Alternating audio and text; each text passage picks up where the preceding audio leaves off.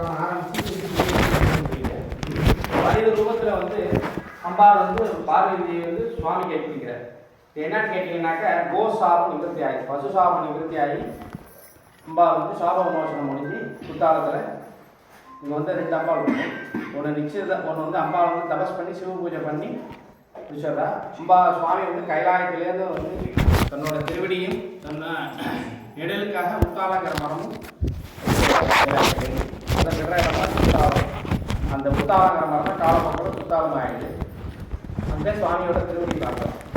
அங்கே வந்து நிச்சயதார்த்தம், அதான் லக்ன பத்திரிகை. இங்கே வந்து கல்யாணத்துக்காக ரக்ஷாபந்தம், மங்களஸ்நானம், விருதம், ஹோமம் நடந்த இடம். தமிழில் வேள்வி. இது முடிச்சுட்டு நேராக எதிர்கோள் பாடி பரத்வாஜ மகரிஷி எதிர்கொண்டு அழைக்கிறார். அதான் திரு எதிர்கோள் பாடி திருமணம் செய்த கல்யாணம். திருமங்கலத்தில் பரமேஸ்வரனுக்காக திருமங்கலையும் செஞ்சு கொடுக்குறார். அதான் திருமங்கலம். சுவாமி பேர் பூலோகநாதர், பூலோகனாய். பாலிகை வச்ச இடம் திருப்புறம்பியம். பந்தநல்லூர் குணத்தில் பள்ள பாலிகை விட்டுறார். பந்தநல்லூரில் நடக்குது. இது எல்லாமே கல்யாணம் சம்மந்தப்பட்ட கேட்டிருக்கார். இது என்ன விசேஷம்னா ஜாதகத்தில் வந்து லக்னத்துக்கு 2ஆம் இடம், ராசிக்கு 2ஆம் இடம். இந்தமாரி உள்ளவெல்லாம் ராகு, கேது, சனி பார்வை இதெல்லாம் காலதாமதமாகும். திருமணத்திலேருந்து படிப்பிலேருந்து திருமணம், வாழ்க்கையில் வந்து செட்டில்மெண்ட்டு, வாழ்க்கைக்கு என்னென்னலாம் தேவையோ எல்லாமே காலதாமதமாகும். இந்தமாரி உள்ளவெல்லாம் இங்கே தரிசனம் பண்ணி அர்ச்சனை, ஹோமங்கள் இது மாதந்தோறும் பௌர்ணமி ஆகுது.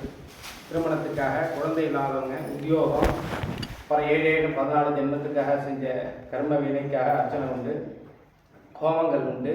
ஸ்கின் சம்மந்தப்பட்டது. இது சுந்தரராலும் ஞான சம்பந்தராலும் பாடப்பட்டது. இது சுமார் 5000 ஆண்டுகளுக்கு முன்பு உள்ள க்ஷேத்திரம். இங்கே நவகிரகத்துக்கு பதில் சுவாமி தான் இருப்பார், ஈசானமூர்த்திட்டு. அதை வேள்விக்கு உடையவர் இருப்பார். ஜாதக ரீதியாக என்னென்னலாம் பிரச்சனை இருக்கும் இங்கே தீர்வு கிடைக்கும். அதனால தான் இங்கே வந்து திருவேள்விக்குடி. இதை க்ஷேத்திர புராணம். இங்கே ஸ்தல வருஷம் பில்வம். இது வந்து பகலிடம் புகலிடம் அப்படின்னு கேட்டீங்கன்னா பகலில் சுவாமி அம்பாலங்க இருக்க, இரவில் சூரிய அஸ்தமனான சுவாமி அம்பாலுக்கு வந்துடும். அதான் பகலிடம் புகலிடம். அதனால் பிரதோஷமும் சிவராத்திரி விசேஷம். ஆனால் இன்னொன்று விசேஷம் என்னன்னு கேட்டிங்கன்னா இங்கே சூரியன் ஆதிக்கம். இது காவேரிக்கு வடகரை சூரியன் ஆதிக்கம். அது காவேரிக்கு தென்கரை அம்பாள் தபஸ் பண்ண இடம். அதான் நிச்சயதார்த்தம் பண்ண இடம். அது சந்திரன் ஆதிக்கம். அதனால் பகலிடமும் உண்டு, இங்கே புகலிடமும் உண்டு. ஆனால் பகல்லே சுவாமி அம்பாள் இருக்கா, இரவுலேயே சுவாமி அம்பாள் இருக்கா. ஏன்னா இங்கே சூரியன் ஆதிக்கம் இருக்கிறதுனால. இதை க்ஷேத்திர புராணம். விவாகம் முடிஞ்சு தம்பதியோட வந்து அவாவா வந்து அர்ச்சனை பண்ணி சுவாமி அம்பாளுக்கு தனித்தனியாக அர்ச்சனை. ஏன் வந்து அம்பாளுக்கு அர்ச்சனை கிடையாது அப்படின்னு கேட்டீங்கன்னா இங்கே சுவாமியும் அம்பாலும் சேர்ந்து இருக்கிற க்ஷேத்திர புராணம். பார்த்தீங்கன்னா சுவாமி லைட்டாக கிராஸாக இருப்பார். ஏதுன்னு பார்த்தா கிராஸாக இருக்கும். அதுக்காக அம்பாளுக்காக உள்ள இடம் கொடுத்துருக்காரு.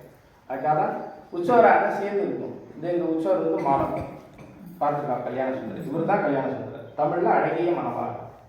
அம்பாளுக்கு கொஞ்ச கிரந்தத்தில் கல்யாண சுந்தர். இது க்ஷேத்திர புராணம். அது சூரிய புஷ்கரணி. அது வந்து சுந்தரர் வந்து ஸ்கின்னுக்காக குளிச்ச இடம். தீர்த்தவாரி வந்து பிரம்மோத்சவம் வந்து வைகாசி விசாகம். இதான் க்ஷேத்திர புராணம். இது மாதந்தோறும் பௌர்ணமியாக நடக்குது. இதுமாரி உள்ளவர்கள் எல்லாருக்கும் சந்தோஷம்.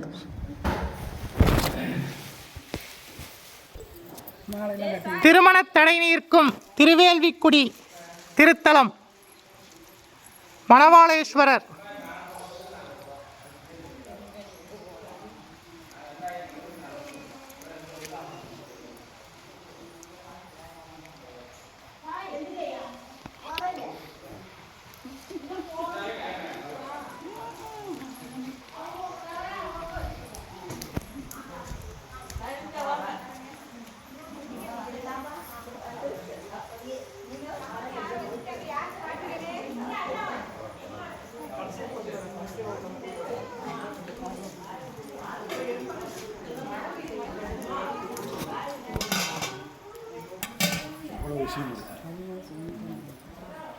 அம்பாளை பாருங்க. இங்கே கோபுரத்தில் லக்ஷ்மி சரஸ்வதி 2 பக்கமும் அம்பாள் ராஜசிம்மாசனி.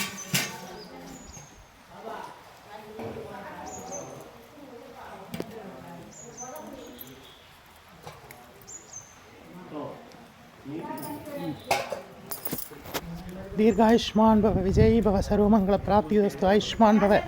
திருமண தடை நீர்க்கும் திருவேள்விக்குடி சேத்திரம். திருமணமாகாதவா, திருமண தடை இருக்கவா வந்து சேவிங்கோ.